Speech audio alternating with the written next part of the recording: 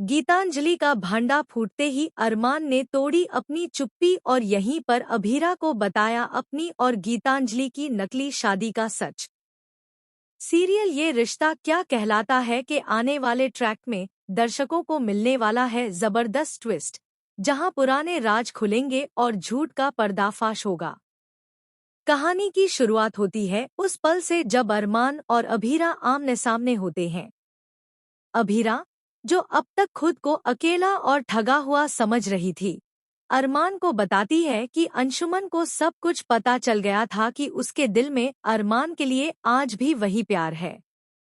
इसी सच्चाई को जानकर अंशुमन ने खुद ही अपनी शादी रद्द कर दी थी। यह सुनकर अरमान के चेहरे का रंग उड़ जाता है। वह चौंक तो जाता है, लेकिन खुद को संयम में रखते हुए गहरी सोच में डूब जाता है। उसी पल उसके मन में चलता है कि वह भी अपनी सच्चाई, अपनी और गीतांजलि की नकली शादी की हकीकत अभीरा को बता दे। जैसे जैसे कहानी आगे बढ़ती है, गीतांजलि पूरे घर में अपनी पत्नी होने का अधिकार जताने लगती है। वह खुलेआम कहती है कि वह इस घर की बहू है और अरमान उसका पति। लेकिन जल्द ही कहानी लेती है एक और बड़ा मोड़, जब गीतांजलि और क्रिश की साजिश सबके सामने उजागर होती है। अंशुमन की मौत कोई हादसा नहीं, बल्कि एक सोची समझी चाल थी, और यह चाल चली थी खुद गीतांजलि और क्रिश ने, ताकि अंशुमन और अभीरा को हटाकर पूरी प्रॉपर्टी क्रिश की हो जाए और माहिरा गीतांजलि की। इस रहस्य को उजागर करने का काम करता है गीतांजलि का दादू। उन्हें गीतांजलि के सामान में कुछ संदिग्ध दवाइयां मिलती हैं, जिससे उन्हें शक होता है। जब वह इस दवाई की सच्चाई जानने के लिए जांच करवाते हैं, तो उनके पैरों तले जमीन खिसक जाती है। उन्हें यकीन ही नहीं होता कि जिसे उन्होंने अपनी संतान की तरह पाला, वह इस हद तक गिर जाएगी।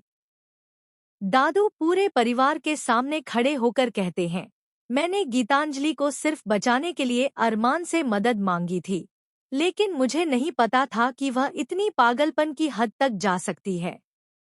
इस खुलासे के बाद पूरे घर में सनसनी फैल जाती है।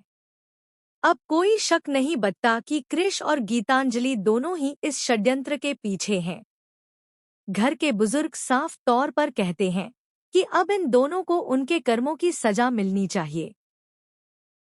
पुलिस आती है और गीतांजलि को गिरफ्तार कर लेती है, लेकिन गिरफ्तारी से पहले गीतांजलि रोते हुए कहती है, अरमान, तुम मेरे पति हो। भले ही शादी रजिस्टर नहीं हुई, लेकिन मैं तलाक नहीं दूंगी। तभी अरमान पूरे आत्मविश्वास के साथ बोलता है, गीतांजलि, जिस शादी की तुम बात कर रही हो वो एक दिखावा था। हमने कभी असली शादी की ही नहीं थी। वो शादी सिर्फ तुम्हें शांत करने के लिए थी, क्योंकि उस वक्त तुम्हारी मानसिक हालत बहुत नाजुक थी। तुम्हारी आंखों में पागलपन और आक्रोश था और मुझे डर था कि तुम खुद को या किसी और को नुकसान पहुंचा सकती हो। इसीलिए मैंने तुम्हारे साथ वो नाटक किया ताकि तुम खुद को संभाल सको। अब बारी थी अभीरा की। वह गहरी नजरों से अरमान को देखती है और पूछती है, अरमान, सच सच बताओ, क्या तुमने गीतांजलि से सिर्फ नकली शादी की थी? अरमान जवाब देता है, हाँ, मेरी और गीतांजलि की शादी सिर्फ एक नाटक थी। मैंने सिर्फ एक ही लड़की से प्यार किया है और सिर्फ उसी से शादी की है, और वह तुम हो। इस इमोशनल खुलासे के साथ ही टूटता है गीतांजलि का सपना और खत्म होती है उसकी कहानी। वहीं अरमान और अभीरा एक बार फिर एक हो जाते हैं।